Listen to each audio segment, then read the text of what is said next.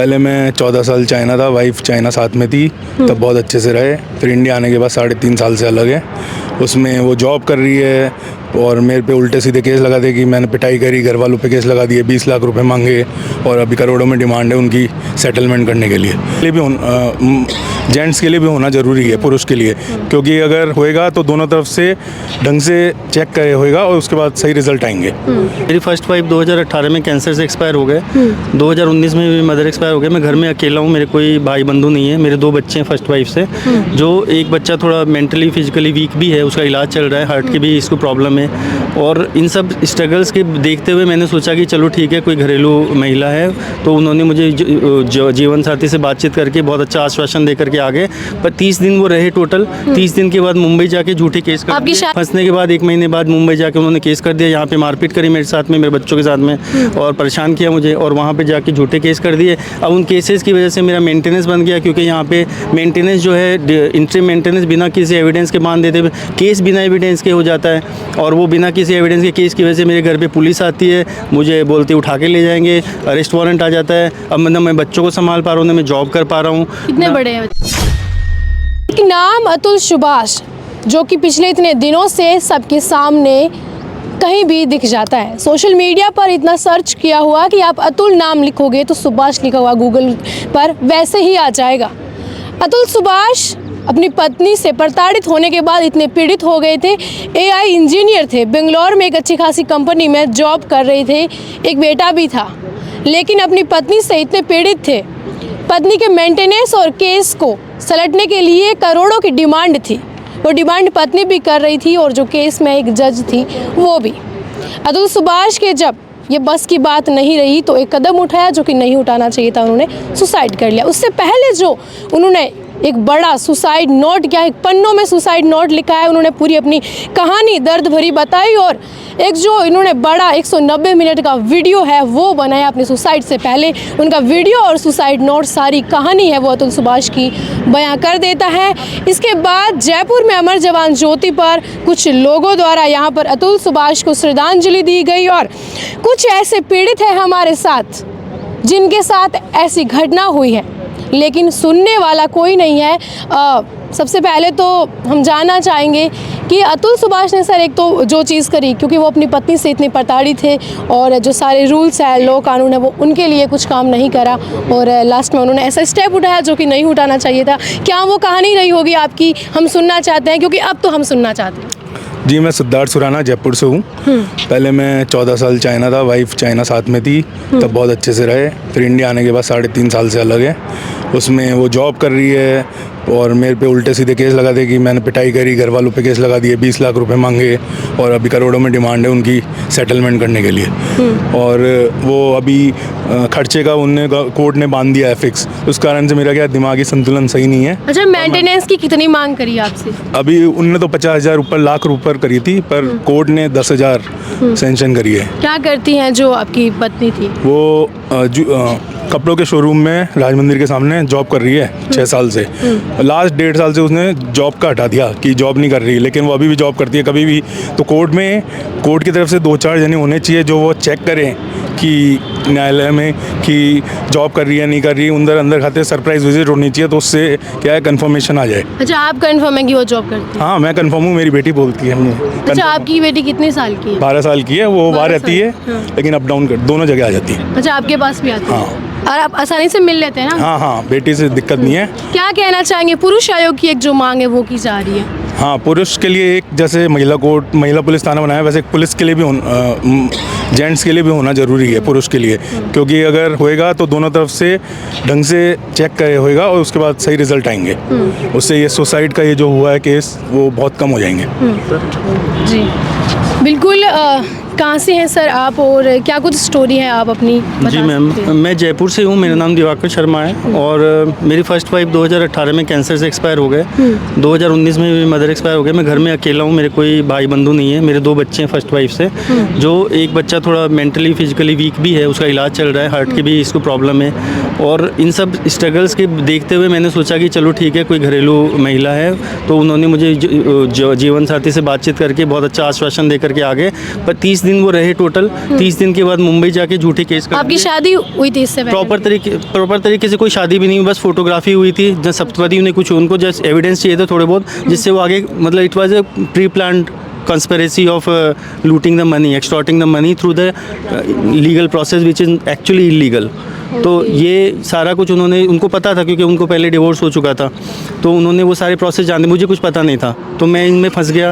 फंसने के बाद 1 महीने बाद मुंबई जाके उन्होंने केस कर दिया, यहाँ पे मारपीट करी मेरे साथ में, मेरे बच्चों के साथ में, और परेशान किया मुझे, और वहाँ पे जाके झूठे केस कर दिए। अब उन केसेस की वजह से मेरा मेंटेनेंस बन गया, क्योंकि यहाँ पे मेंटेनेंस जो है इंट्रीम मेंटेनेंस बिना किसी एविडेंस के मान देते, केस बिना एविडेंस के हो जाता है, और वो बिना किसी एविडेंस के केस की वजह से मेरे घर पे पुलिस आती है, मुझे बोलते उठा के ले जाएंगे, अरेस्ट वारंट आ जाता है। अब मतलब मैं बच्चों को संभाल पा रहा हूँ ना मैं जॉब कर पा रहा हूँ। कितने बड़े हैं बच्चे आपके? अब तो एक बच्चा 17 साल का हो गया, लेकिन दिखने में वो 10 साल का ही लगता है, क्योंकि उसको ग्रोथ की इशू है, चल रहा है, हार्ट का भी इशू है। दूसरा बच्चा मेरा भगवान की जैसे नॉर्मल है, वो अभी 9th क्लास में है। आप रहते जयपुर या मुंबई? मैं जयपुर ही रहता हूँ मैडम, मुझे मुंबई आना जाना पड़ता है। वही अतुल भाई वाली स्थिति है, मैं जॉब करूँ कि बच्चे संभालूँ, कि घर पे तो कोई है नहीं, बच्चे को आपकी पहले जॉब जयपुर में है? जयपुर में वर्क फ्रॉम होम दे रखा है मुझे, किसी तरह से भगवान की दया से कोई आशीर्वाद है जो चल रही है जॉब, लेकिन मैं परफॉर्म नहीं कर पा रहा हूँ। मैं खुदा बोलता हूँ मीडिया पे, ये कोई by the grace of my managers and my management I am able to survive, otherwise I am not able to do the अच्छा, जॉब। मेंटेनेंस की क्या मांग करी फिर उन्होंने? मेंटेनेंस 30,000 बांध दिया बिना किसी एविडेंस के। मैंने प्रोटेक्शन ऑफिसर से पूछा, जिन्होंने मेंटेनेंस के लिए केस जाने से पहले DIR रिपोर्ट बनती है, तो मैंने वो DIR रिपोर्ट को मंगवाई कि भाई आपने किस बेसिस पे DIR रिपोर्ट बनाई।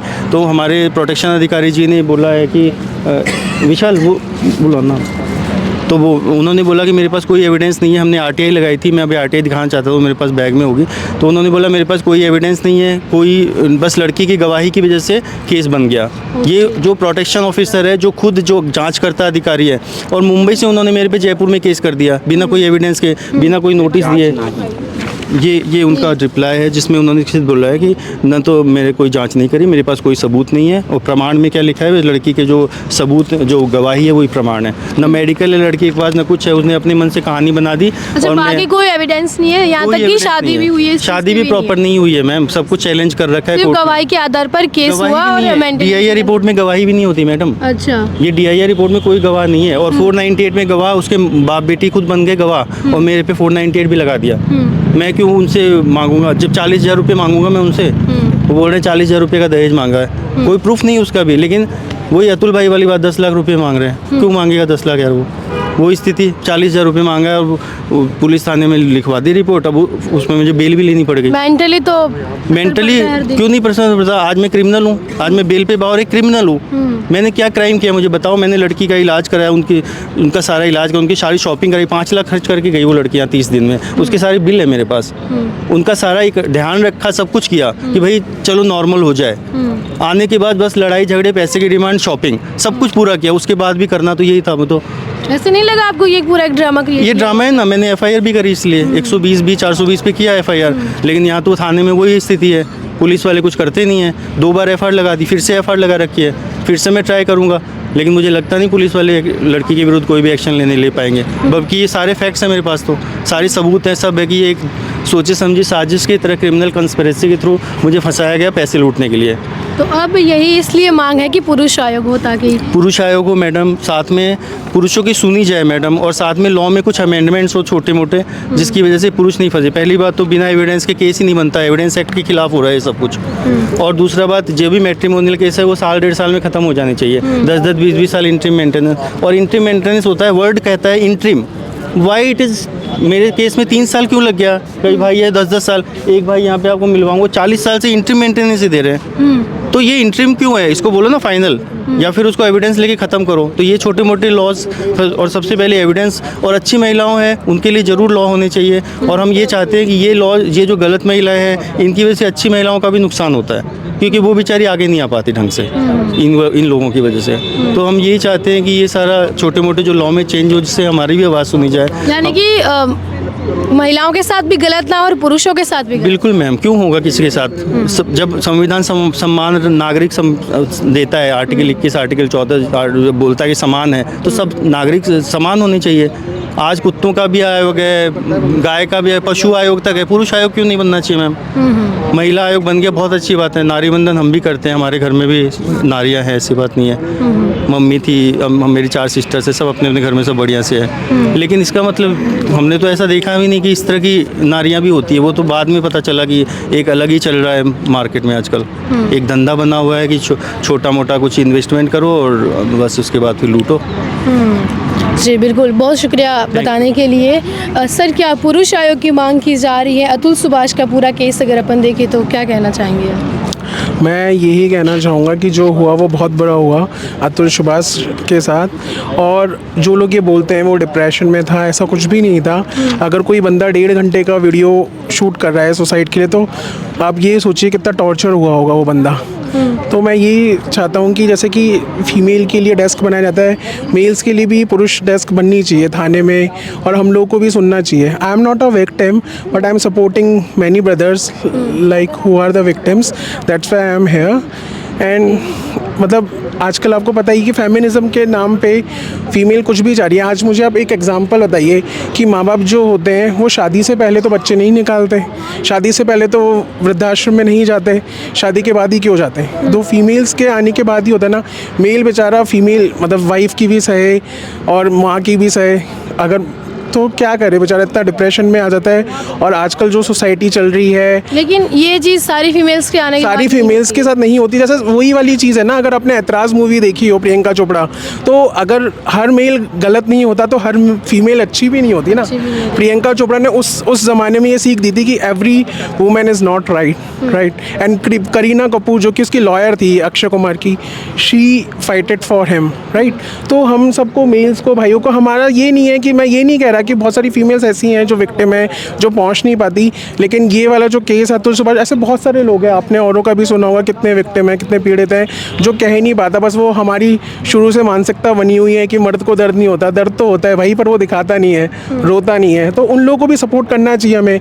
अभी कोई फीमेल के साथ कुछ होता, आप देख लेंगे यहाँ पे हज़ारों गाड़ियों की लाइन लग जाती, लेकिन आप देख ही रहे मेल के सपोर्ट में कितने कम लोग हैं। फिर अब तो मैं यही चाहता हूँ कि हमारी अभी शुरुआत ये है कि हर थाने में, हर जगह एक पुरुष आयोग बनना चाहिए जहाँ पे मेल्स की भी सुननी चाहिए, यानी कि दोनों की सुनवाई बराबर। हाँ, दोनों की सुनवाई बराबर। वैसे हमें फेमिनिज्म के वहाँ पे इक्वालिटी चाहिए, हर चीज़ में बराबरी चाहिए, तो इस चीज़ में भी बराबरी होनी चाहिए ना। अच्छा, आप बोल रहे हो कि वैसे समानता का अधिकार है तो इसमें भी इसमें भी बिल्कुल समानता का अधिकार होना चाहिए ना। हम जाते हैं, आज हम लाइन में लगते हैं, कोई भी हमें पुश कर देता है, अरे भाई उधर हो यार, ये मेल की फीमेल की लाइन है। जब हम उसमें इंटरफेयर नहीं करते फीमेल की लाइन में, तो एटलीस्ट अगर हमारे साथ कुछ हुआ है, कुछ आप भी, लेकिन फिर भी ये चीज़ मानी जाती है कि आज भी भारत पुरुष प्रधान देश है। आज मैं आपको एक एग्जांपल देता हूँ छोटा सा, जो कि मेरी ज़िंदगी से बहुत जुड़ा हुआ है।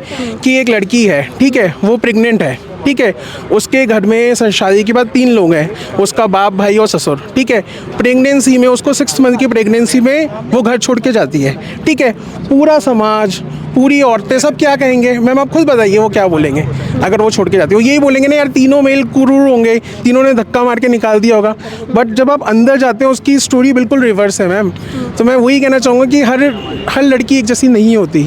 आज अतुल सुभाष ने जो सुसाइड किया, उससे हमें क्या कहते हैं, ये तो सीखना चाहिए कि हर जगह पुरुष आयोग तो बनना ही चाहिए ना भाई, मेल की भी सुनवाई होनी चाहिए। मतलब बात यही है कि महिला आयोग है तो पुरुष आयोग भी हो, और वही है कि हमेशा पुरुष भी गलत नहीं होते और हमेशा महिलाएं भी गलत नहीं होती। और कई महिलाएं भी हैं जो प्रताड़ित होती हैं और उनको भी न्याय नहीं मिलता। बिल्कुल मैम, बिल्कुल महिलाएं भी प्रताड़ित होती है, ये नहीं कह रहे। और लॉज में अमेंडमेंट होना चाहिए, जुडिशरी सिस्टम में कुछ बदलाव होनी चाहिए, ताकि ऐसी नौबत हमें और अतुल सुभाष ना देखने को मिले। मैं तो यही चाहूँगा। बहुत शुक्रिया सर। क्या कहानी है आपकी, एक बार हम जानना चाहेंगे। मैं सबसे पहले अतुल सुभाष भाई को सादर नमन कहना चाहूँगा कि उन्होंने शहादत सभी पीड़ित पुरुषों के लिए की है, कि जिससे कि हमारा समाज, हमारा कानून, हमारे नेता लोग जागे और पुरुषों के लिए भी कोई मदद के लिए आगे आए। मैं एक विक्टिम हूँ, मैं जयपुर से हूँ, रमाकांत शर्मा। मेरी वाइफ ने मुझ पर झूठा DV का केस किया हुआ है। मैं इंजीनियर था पेशे से और मैं गुड़गांव में वर्किंग था, वाइफ साथ में रहती थी। मेरी माताजी को कोविड हुआ, 6 महीने लगातार ICU में एडमिट थी। मेरी वाइफ कभी देखने नहीं है, पीछे से उसने, जब मैं मेरी माताजी की देखभाल कर रहा था, तो उसने मुझ पर झूठा केस कर दिया और कोर्ट ने बिना मुझे सुने मेंटेनेंस बांध दिया, मोटा मेंटेनेंस। जो उन्होंने केस ये जो है डोमेस्टिक वायलेंस का क्यों किया? कोई कभी कहा सुनी तक हुई है उसमें? नहीं, ऐसा कुछ भी नहीं हुआ था। बस उनको ये पता था कि इस केस के थ्रू हम इससे पैसा ऐड सकते हैं, जो उसको कि मेंटेनेंस बोला जाता है। कानून में ऐसा है कि बिना एविडेंस के इंट्री मेंटेनेंस बांध दिया जाता है, जो कि बहुत ही बड़ा और बहुत ही घातक है पुरुषों के लिए। कम से कम कानून को ये सोचना चाहिए कि जब पुरुष ने कोई क्राइम किया ही नहीं है, जो केस सिविल नेचर का है, उस केस में हम उसको क्रिमिनल कैसे बना सकते हैं और उस पर ऐसा मोटा पैसा कैसे बांध सकते हैं। उन्हें देखना चाहिए कि उसके भी बच्चे हैं, वो अपने बच्चों के लिए कैसे क्रूर हो सकता है। जो बच्चों के साथ रहते हुए 13 साल 15 साल के बड़े हो गए, 90% स्कोर कर रहे हैं, वो कुछ भी नहीं देखा गया और उन बच्चों की आज स्थिति ऐसी होगी कि 50% के स्कोर पे आ गए हैं, क्योंकि मेरे बच्चों को मुझसे नहीं मिलने दिया जाता है। उनके मन में जहर भर दिया गया। कितने बच्चे हैं आपके? मेरे 2 बच्चे हैं, एक बेटा और एक बेटी। दोनों बच्चे कितने साल के होंगे? बेटी मेरी अभी वर्तमान में 10 साल की है और बेटा 13 साल का। मेरी वाइफ 3 साल पहले मुझे छोड़ के चली गई थी और उसने मेरे माता पिता जी के साथ कभी रही भी नहीं वो, क्योंकि हम गुड़गांव में सर्विस करते थे, वहीं जॉब करते थे। मेरे माता पिता जयपुर, उन पर कितने एलिगेशन लगाए। कोर्ट को उनसे कुछ मतलब नहीं, निरंतर मेंटेनेंस दे रहा है, जबकि कोर्ट में कानून में प्रोविजन है कि आप 1 साल के अंदर उस केस को क्लोज करोगे, लेकिन उसको कोई ना जज साहब देखते हैं ना वकील साहब देखते हैं। बस ऐसा कहते हैं निरंतर मेंटेनेंस देते रहो, या आपका आप you are like ATM for your wife और योर चिल्ड्रंस। वो नहीं सोचते कि मैं भी मेरे बच्चों से मिलना चाह रहा हूँ, मैं भी मानसिक, मेरा भी शरीर है, मेरी भी इच्छा करती है। तो मैं पूरी तरह से टूट गया। मेरी मेंटेनेंस, मेरी डिप्रेशन की दवाई चल रही है, फिर मेरी जॉब चली गई। 1.5 साल से मैं जॉबलेस हूँ। मैंने कोर्ट में गुहार लगाई कि अब मैं पैसा देने में सक्षम नहीं हूँ, तो कोर्ट ने बोला हम इससे फ़र्क नहीं पड़ता, आप सक्षम हो नहीं हो, आपने अपनी इच्छा से जॉब छोड़ी। जबकि मैं इच्छा से कौन अपनी जॉब छोड़ना चाहता है, लेकिन परिस्थिति ऐसी बन गई, मैं इतना डिप्रेशन में चला गया। मेरी गुड़गांव में जॉब थी, मेरे बुढ़े माता पिता, बीमार माता पिता, उनकी देखभाल का पूरा जिम्मा मेरे पे, क्योंकि पूरे परिवार में अकेला मैं हूँ। मेरे माता पिता के साथ कोई मेरी बात सुनने को तैयार नहीं है। आज बच्चों से भी, मेरे बच्चे मुझसे दूर हो गए हैं। मेरे माता पिता भी बिल्कुल बुढ़ापे के अंदर अपना बिल्कुल गलत जीवन जी रहे हैं, बहुत दर्द भरा, और उनका तो कोई सुन ही नहीं रहा है। उन्होंने अपने पोते पोती देखे 3.5 साल हो गए हैं। मैंने कम से कम मेरे बच्चे कभी कभी देखे हैं, लेकिन अभी भी उनको कोर्ट के हिसाब से जो राइट्स मिलने चाहिए फादर को, वो नहीं मिल रहे हैं। और वर्तमान में मैं एडवोकेट बन गया हूँ। मैं कोशिश कर रहा हूँ कि मुझे न्याय मिले, लेकिन एडवोकेट बन गए? हाँ, लेकिन इसमें मुझे लग रहा है कि अभी भी टाइम लगेगा, क्योंकि एक बार जो मेंटेनेंस बन जाता है उस पर फिर कोई बाद में सुनवाई नहीं करता, चाहे परिस्थितियाँ कैसे ही बदल जाए। बहुत शुक्रिया आपका।